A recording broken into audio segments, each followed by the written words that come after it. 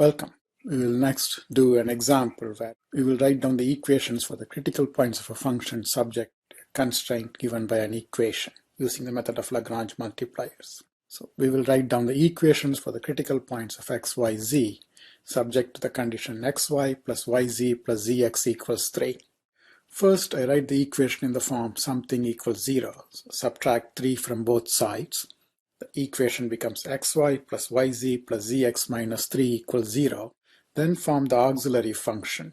So we take the objective function, the function whose critical points I'm trying to find, xyz, minus the Lagrange multiplier lambda times left-hand side of the equation when the right-hand side is 0.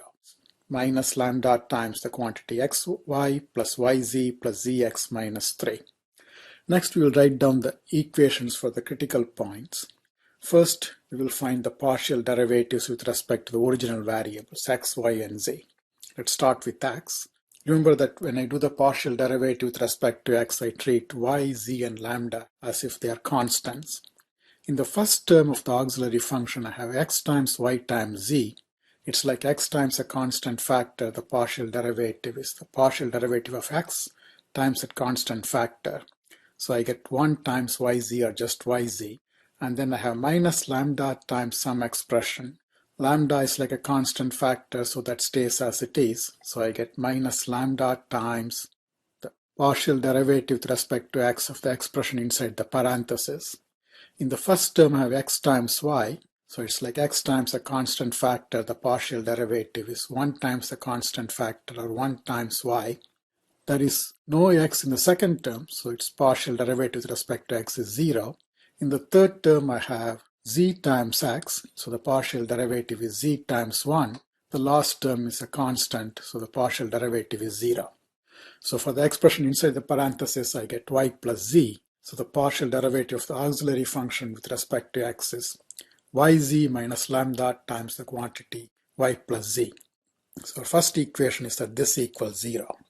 Both the function and the equation are symmetric in x, y, and z. If you switch any two of the variables, they don't change. So we can use symmetry to write down the other partial derivatives. But for practice, we will do them. So the partial derivative with respect to y will be x times 1 times z or xz minus lambda times x times 1 plus 1 times z plus 0 minus 0, or just minus lambda times x plus z. The partial derivative with respect to z will be x times y times 1 minus lambda times 0 plus y times 1 plus 1 times x minus 0, or minus lambda times y plus x. Now we can do the partial derivative with respect to lambda. That will be 0 minus 1 times the quantity xy plus yz plus zx minus 3. If I set it equal to 0, multiply both sides by -1 and then add 3. That will give me the original equation. So I might as well just use the original equation.